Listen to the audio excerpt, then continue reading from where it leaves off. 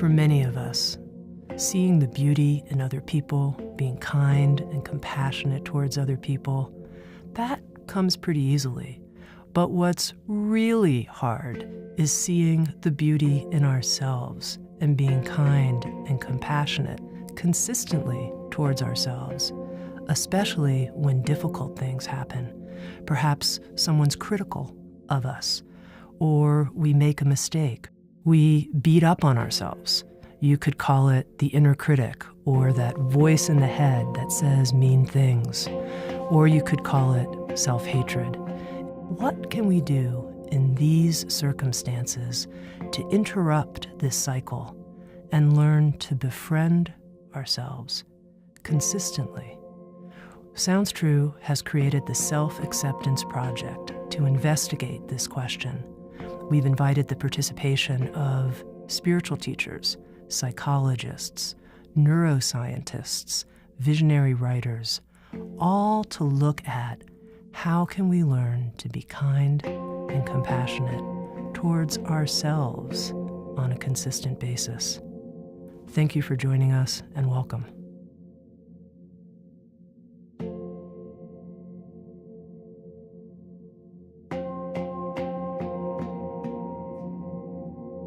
This episode features Kristin Neff, an associate professor in human resources and culture at the University of Texas at Austin. With Sounds True, Kristin has released the audio series Self-Compassion Step by Step. Kristin, welcome. Oh, thanks for having me. I'm delighted to be talking to you in this great project. What do you think is going on right now in our culture such that this idea of compassion and self-acceptance has become, you could say, popular, the theme of our time, the need of our time? Yeah, well, it's very hard to know to what extent the need is more pressing or just to what extent we're more aware of the need. But certainly, people are more aware of the need for compassion in their lives, not only for others, but for themselves. And I think there may have been some societal shifts. I think the self-esteem movement, which was so big in the 70s and the 80s, and even up into the 90s, we're realizing the false promises that movement gave us, and we're trying to understand how can we relate to ourselves positively in a way that's healthy. And it seems that compassion is a really good answer. And I also think there's a general movement towards appreciating the heart. Mindfulness was easier for society to accept because it's about mind, right? Logic. There's at least some idea that it's related to the mind and logic. And people are now recognizing that the heart has to be a key equal player. And I think that's another reason compassion is being talked about so much. You said something interesting, that the self-esteem movement of the 70s and 80s didn't deliver, I think is what you said, on its promises in the way that we had hoped. Well, what do you mean by that? Yeah, or maybe it did deliver, but the key point is in the way that we had hoped. The self-esteem movement came from very good intentions. A lot of humanistic psychologists and other psychologists recognized the problem of self-hate and the lack of self-acceptance and how much suffering that caused. And so there was a movement towards trying to help people feel good about themselves. And people thought that was about raising their self-esteem. And I'm defining self-esteem here as a positive judgment, a positive evaluation of oneself. So there was a big effort in the schools to raise people's self-esteem, a lot of effort in therapy.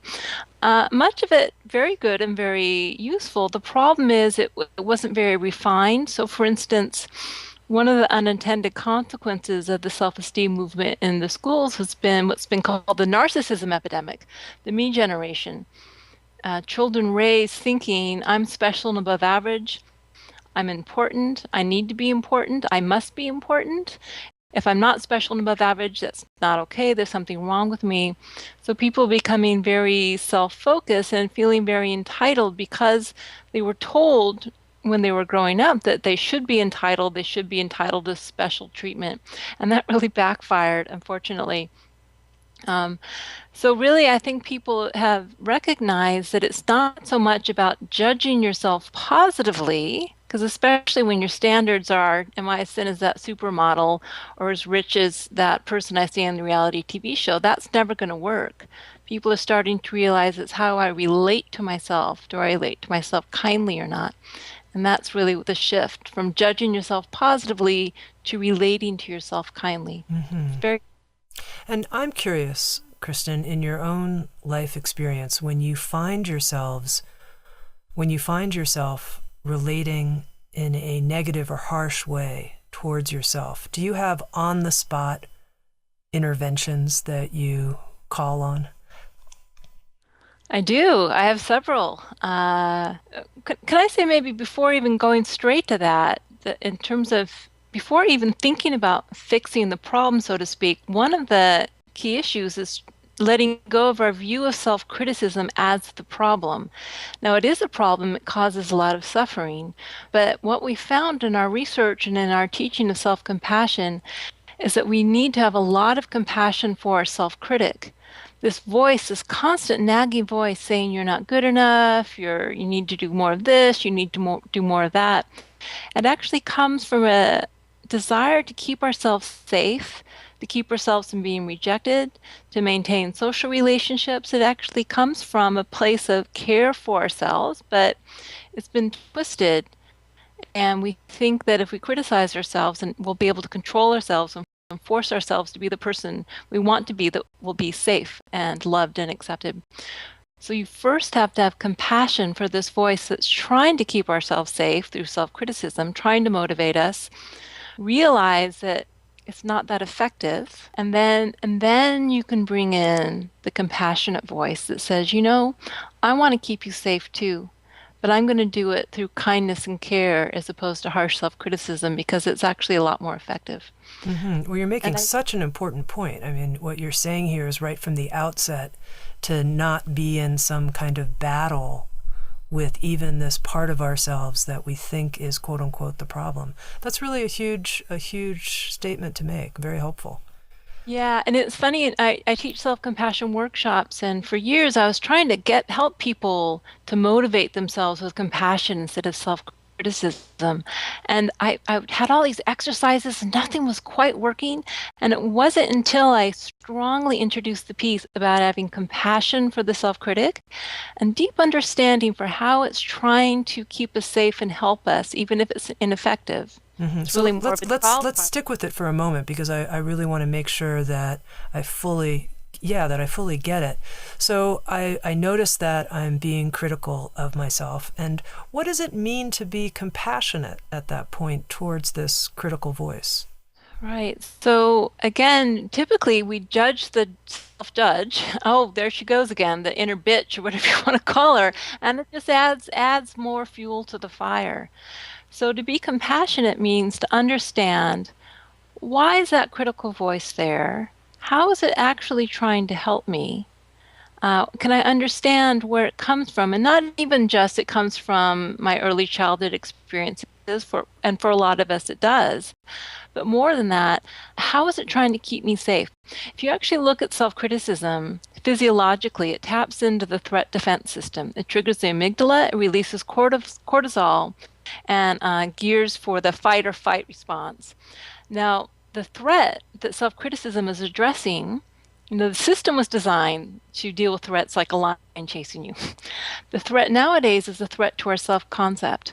So when we see a flaw in ourselves or we failed in some way, we feel threatened, like there's a problem, there's a big problem, and unfortunately the problem is me. So we try to attack the problem, we attack ourselves.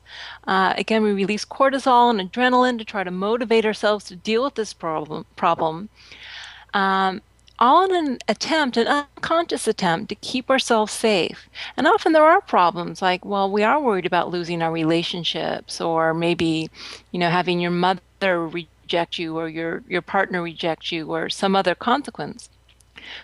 So what self-compassion does is it moves our sense of safety from the reptilian threat defense system to the mammalian caregiving system.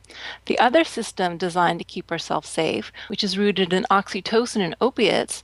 Mammals are born very immature, so in order for a mammal to feel safe when they're young, they respond to close warmth connection, soft touch, especially physical warmth from the mother, and that releases these hormones that lower cortisol and actually activate the parasympathetic nervous system, calming ourselves down. So we really have two safety systems. So both self-criticism and self-compassion are systems designed to help us feel safe. The problem is with self-criticism, we're tapping into an ineffective system that was great for running away from lions, but terrible for when you gain 5 pounds, because it makes us depressed, it makes things worse, it's really not very effective. And we move our sense of safety to this feeling of compassion and care, and I love you just the way you are. And maybe I need to make some changes, but it's because I love you and I don't want you to suffer, not because you're inadequate.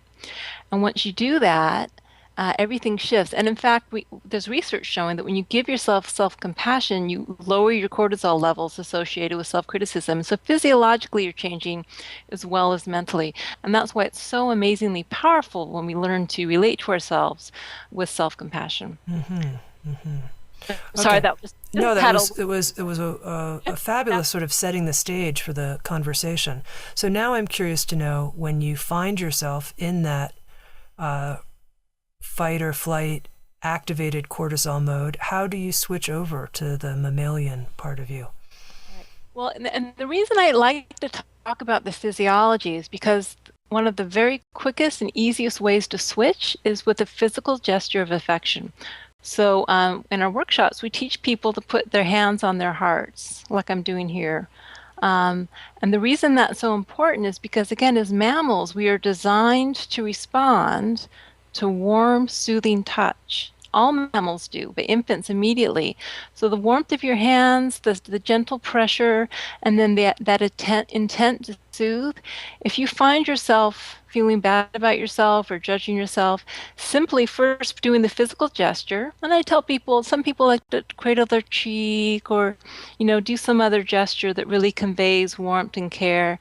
And then saying words that convey kindness, like, oh, I'm so sorry. It's really hard right now, and I'm here for you, and you can rely on me, and I love you anyway. And the words you would say to a child who is distressed, or the words you would say to a really good friend who is suffering. Physical warmth plus words of support and care, especially with the tone, is soothing and supportive. So research now showing that tone of voice is very important. And it's amazing. It will immediately switch your physiology so that you, again, activate the parasympathetic nervous system, lower your cortisol, calm down, and then everything's more workable. You know what? It's actually easier than you think. We just have to remember to do it. Now, I can imagine certain situations where I could certainly do this, where I wouldn't be so upset and so self-negative that I couldn't touch myself kindly and say soothing words. But I can also imagine some situations where I would just be too freaked out. What do you do in those situations? Yeah, okay. And so if you can't even get to that point, because there has to be some openness to do that. Well, first of all, I do always try to say, start where you are. I mean, I didn't come up with that phrase, obviously. Pema Chodron did. But the idea that, even if you're lost in the throes of self-criticism or you're feeling intense shame, you can at least have compassion for how hard it is to feel that shame. Maybe it's too much to dive directly into the root cause of the shame. Maybe it's overwhelming, but at least you can say, wow, it's really hard to be feeling so full of shame right now. The mindfulness part of it, of self-compassion, and mindfulness is a huge part of it. It means recognizing moments of suffering is the first step. So when you can recognize the suffering in those moments, then at least you are have some awareness that this is difficult, and then you can maybe gradually respond with, yeah, this is really difficult to be feeling this. And then another component of self-compassion I talk about is common humanity, recognizing that everybody suffers, everyone feels inadequate, everyone is flawed and perfect. That's what it means to be human. So sometimes before going straight to the self-kindness, mindfulness that you're suffering and remembering this is part of the human experience. You aren't alone. The feeling of isolation that comes when we feel inadequate is one of the huge reasons why it's so debilitating. Because again, evolutionarily, if we are rejected from the group, we're food for the lions. So that feeling of disconnection is incredibly frightening.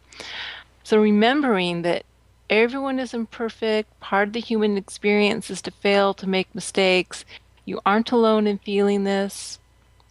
That's another way you can soften your approach to yourself even before getting straight to the kindness and I care about you part of it. Now, we've been talking about things you can do on the spot when you find yourself besieged by self-criticism. But I know you also teach people how to work with self-compassion as a practice that you do when you're just feeling however you're feeling, neutral, good, whatever. And I'd be curious to know what you see as the relationship between spending time practicing self-compassion and then these on-the-spot situations. I mean, I suppose I don't see a difference. I mean, we do teach meditation as part of what we teach. It's not the whole thing, but you can, if you do have a meditation practice, it's incredibly powerful to train your brain in kindness. And there are certain meditations that you can do that are intentionally designed to evoke a state of loving kindness or compassion, which are very useful.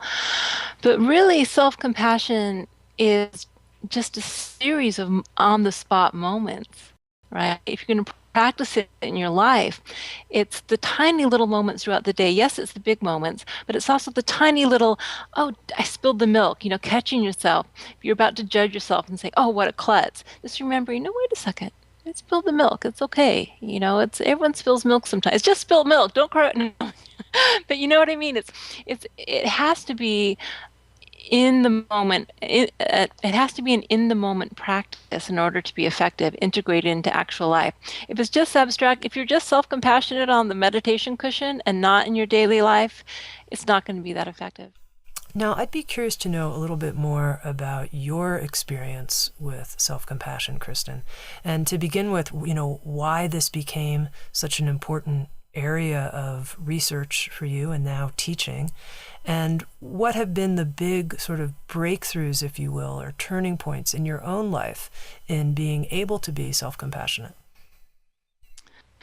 Yes, well, for me, self-compassion is absolutely a personal journey. I think everyone needs self-compassion, but I joke to people there's a reason why self-compassion is my life's work, because I need a lot of it. I write about this in my book. I actually got into learning about self-compassion, actually learning about Buddhist meditation when I had just gone through a very messy divorce, was feeling a lot of shame and self-judgment, social judgment, and I thought I would learn to meditate to try to help me deal with some of the stress I was under. It was also the year I was finishing up my PhD at Berkeley back in '97, so there was all the stress of finishing. So I thought, okay, I'll learn to meditate. That's supposed to be good for stress. And the very first night I went to the group, the woman leading the group talked about the importance of having compassion for yourself as well as others. And it was like a light bulb went off over my head. I thought, wow, this is what I need right now. I really need some support. I need to stop judging myself. I need to start practicing being kind. And it made a really huge difference in dealing with the self-judgments and the stress of what I was going through at the time. But I have to say the biggest thing absolutely was when my son was diagnosed with autism. And luckily, I'd already had a fairly steady self-compassion practice. By the time he was diagnosed, I'd been practicing for between 5 and 7 years. But I knew immediately when I received the diagnosis that I absolutely had to put almost 100% of my attention, well, I couldn't do 100%, but as much as I could, on helping myself get through the natural reactions and some of the grief and just the sadness of it and the fear, not knowing what to do. So, in addition to finding out about treatment options and all the things you do with an autism diagnosis, I really spent the time to be there for myself and give myself compassion. And I saw how, the entire time with my son, the more compassionate I am to myself when I'm struggling. He had a hard night last night. He was sick. He's got the flu and he was being very obsessive. And I've just learned that when he's that way, the more compassion I can give to myself for how difficult it is, the more emotionally available and present I am for him. And so the more I give to myself, the more I'm able to give him and the more it actually helps him. So it's just made such a huge difference. When you open your heart, you open your heart. So sometimes you need to open it first to yourself before you can really open it to others. One of our observations that is underlying this series of conversations about self-acceptance is that for a lot of people who have been working on themselves, meditating, sometimes for decades, there's still some way they relate to themselves quite cruelly, habitually. And I'm curious, in your experience teaching, if you've seen this and why you think this is in some ways kind of like the final frontier in terms of people being able to be in an open and compassionate way, both with themselves and with others. Well, so there's two reasons, and they're actually quite closely related. The first, I think, is that when we criticize ourselves, we reinforce the illusion of control. That I should have been able to do it right. I should be able to do it perfect. And it's almost scarier to have to acknowledge the reality that we aren't perfect and that we aren't in control and we can't always do it right. It's almost scarier to acknowledge that than to feel the pain of the self-criticism. Because at least in that moment of self-judgment, again, we are propping up the sense that it was possible to do it right. And if I only try a little bit harder, it is theoretically possible to get it right next time. It's quite scary to admit that we are imperfect human beings with very limited control. And that's related to what we find research-wise. The number one reason people are more self-compassionate is because they really believe they need their self-criticism to motivate themselves. It's funny with parenting. We used to have the idea, spare the rod, spoil the child. We used to think we needed harsh discipline, and we really thought that you had to use very harsh, critical methods with your children to get them to work hard and try hard. And thank God our parenting styles have changed, and we realize that with harsh self-criticism or corporal punishment, that just makes children depressed. It actually isn't very effective. But for some strange reason, even people who are wonderful, beautiful parents to their children still use harsh punishment methods for themselves because they think they need their self-criticism to motivate themselves. They don't realize that self-criticism makes us anxious. It makes us stressed. It makes us afraid of failure. It puts us in the worst possible mindset to do our best.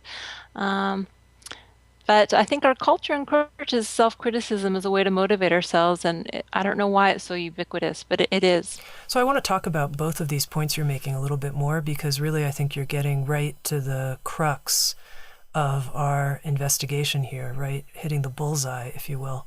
And so this first point you made, that when we're critical of ourselves, it reinforces this illusion of control. And as you were saying that, what I was imagining was if we actually were willing to accept how not in control we are, it would totally have us re-examine what is the self, actually? Who is in charge? What is this self that I think is in charge of my life? So the whole question of identity has to be examined. And I'm curious what your thoughts are about that. Yes, well, I'm a practicing Buddhist, so I've seen that absolutely in my own personal practice, how when you start questioning the sense of a separate self who's in control, who's totally able to make the decisions and, have the results they want, that when you start looking at that closely, it does start falling down, it starts falling apart. And it's a little scary at first. Again, which is another reason why you need self-compassion, because if you're going to let go of self-criticism, and including the sense of safety it provides you, even though it's an illusionary safety, it still provides you with some sense of safety.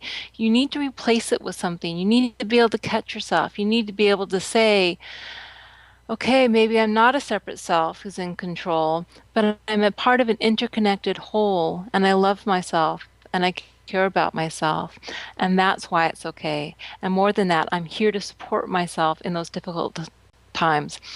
Yes, things happen, like your children get diagnosed with autism, or you get cancer, or something else happens you have no control over. But what you do have, control is maybe not the right word, but what you do have access to is this amazing resource of being a supportive, encouraging friend to yourself. And once you start to trust that, and trust that you can give you what you need in those difficult times, then you start to build a sense of safety. But it's scary at first to give up that illusion. And then the second point you made about how we're critical of ourselves because we think we need that to motivate us. What do you think we could replace that with, which would be more effective, but we'd have confidence? I'm motivated. I'm going to hit my targets. I'm going to really do it, but I'm not going to do it through the stick, as you say. How am I going to do it? Right. So again, if we go back to the parenting example, you can motivate with compassion. Excuse me. An example might be thinking about how a parent would best motivate their child to reach their goals. Let's say there is a mother and her teenage daughter comes back from high school with a failing grade in math. Okay. And this is a problem because the girl wants to go on to college and she's got these goals and aspirations. So there's two ways to motivate that child. The first would be through criticism. The mother says to the child when she comes home with her failing grade, I'm so ashamed of you. You disgust me. You're a failure. You'll never amount to anything. Go to your room. Right? Do you think that's going to motivate the daughter? I mean, again, it kind of might. She might do her homework because she's afraid of her mother's criticism, but she's going to lose faith in herself. She's probably going to drop math because she thinks she's no good at it. It's going to put her in a terrible mind state next time she takes her test. Oh my God, what if I fail again? And yet, isn't that what we do with ourselves? Isn't that exactly the approach we use with ourselves? The same effect that it would have on that daughter is the effect we have on ourselves. But what if the mother takes a compassionate approach and says, first of all, oh, I'm sorry you failed. Oh, you must be feeling bad about yourself. Hey, it's okay. I love you. It happens to all of us. It happened to me when I was your age. But I know you want to go to college, and I know how important it is to you, and you got to get your math grades up. What can I do to help you? How can I support you? Let me know how to help you reach your goals. And that encouraging, supportive approach, and also the message that I believe in you and I know you can do it, is going to be so much more effective. Of course, it's so much more effective. And it's exactly the same with ourselves. We can use encouragement and support to meet our goals. And the thing about self-compassion is, compassion is concerned with the alleviation of suffering. And if we are not reaching a goal that's important to us, that maybe is possible for us, like going to college or, whatever the goal happens to be, then we're going to suffer. So if you love yourself and you care about yourself, you're going to want to do everything you can to reach your full potential, just like that mother wants her daughter to reach her full potential. So compassion, support, love, kindness is an amazing resource for motivation. We just aren't in the habit of using it with ourselves. Even people who are in the habit of using it for other people. You just have to learn to do it with yourself.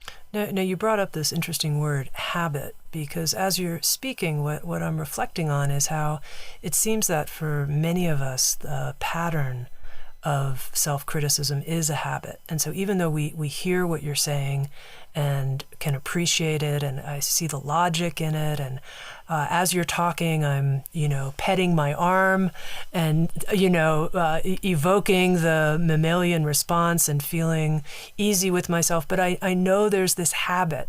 And I know you know a lot about how the brain works. And I'm curious if you could help us understand from your understanding, how do we change a habit? How do we change these habits? What does it take to sort of create a new habit, if you will? Yeah, well, that's why the mindfulness piece, the awareness piece is so important because you have to notice. The absolute starting point has to be noticing when it's happening. So noticing when you're starting to get an ear, a refined ear for the self-critical voice. Even when it starts being very subtle, you can still hear, oh, that the tone of the way in which I said that to myself was kind of harsh. So really tuning in, noticing what the self-critical voice is, and noticing the suffering associated with it. And then, you really just have to practice building a new response and then getting the positive reinforcement of seeing how good that felt and the positive effect it had. And things like meditation are also very important. That's why we do in our program, in addition to the daily moment informal practices, teach a meditation practice, because there's lots of research now that shows that meditation actually changes the structure and the way your brain is wired together. And so you can actually change your brain to more readily go towards those systems of compassion than self-criticism by practicing more compassionate states of mind in your meditation as well. So I don't know if I answered your question, but it's a big one. But really, awareness and practice is a way to change habits. And here's a good one too: compassion for what's driving the habit. It's funny, the more I get into this, the more I'm realizing how important it is to have compassion for what's driving the habit. Because otherwise, if the self-critic doesn't feel heard and validated, honored really, for the work it's doing, it's going to keep trying to shout out to you, hey, listen to me, listen to me. And by saying to the self-critic, forming the habit of saying, thank you for trying to help me. I think I'm maybe going to try another way to move forward, but I really recognize you're trying to help me. I appreciate what you're doing. And maybe I'm going to try to motivate myself with some kindness this time, but thanks for your efforts. And then the self-critic says, oh, okay, well, I feel heard. That's all right. I can kind of chill out a little bit now. It sounds almost funny, but there's actually a system of therapy. I don't know if you've heard of it, called internal family systems therapy, that talks a lot about this, about the importance of being compassionate to all parts of ourselves, especially our self-critical part. And I've just found it remarkably effective, both in myself and in other people, in changing habits. It's like you give that voice what it needs, and what it needs is to be heard, and then it doesn't have to assert itself so strongly. Mm-hmm. So when we were talking about the on-the-spot practices, you mentioned this self-touch in a loving way, kind voices, and then also recognizing how other people could be feeling and have gone through similar experiences, a kind of universalizing. And I wonder if we could end on that note, talking about how to use that idea of universalizing. Yeah, well, we actually teach a practice called the self-compassion break, which I could teach. It takes about 5 minutes. Sure. Would that be all right? Wonderful. Okay. So there are three main components to self-compassion, at least as I've defined it.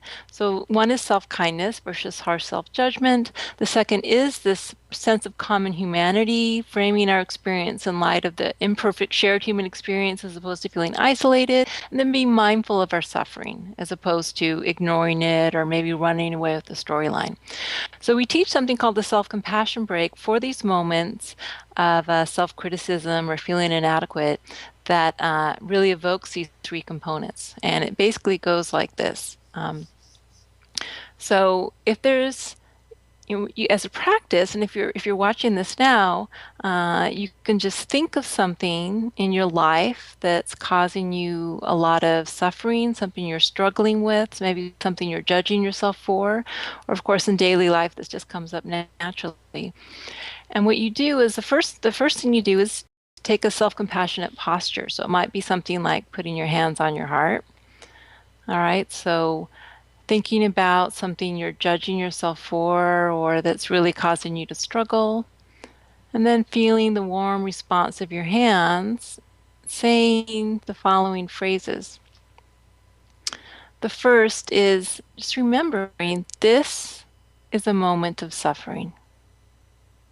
All right. Or you can use other words like, this is really hard right now. And suffering is part of life, it's part of the shared human experience. You're reminding yourself you aren't alone in your suffering. And so may I be kind to myself in this moment. And may I give myself the compassion I need. And then maybe saying any other words that come to reinforce that message. And you can actually do that in a slower way, almost like a mini meditation, or you can do it very quickly. Sometimes I just have these memorized phrases. This is a moment of suffering. Suffering is part of life. May I be kind to myself in this moment, and may I give myself the compassion I need, combined with the physical gesture. And that's something you can form a habit of doing. And we've just did some research on our self-compassion training program, and we found that informal practices like that were as strongly related to developing self-compassion as formal meditation sitting practice. So it can be very powerful. Beautiful. Well, it's a beautiful way to end our conversation. Very helpful and very practical on the spot. Thank you so much. All right. Thank you so much for having me.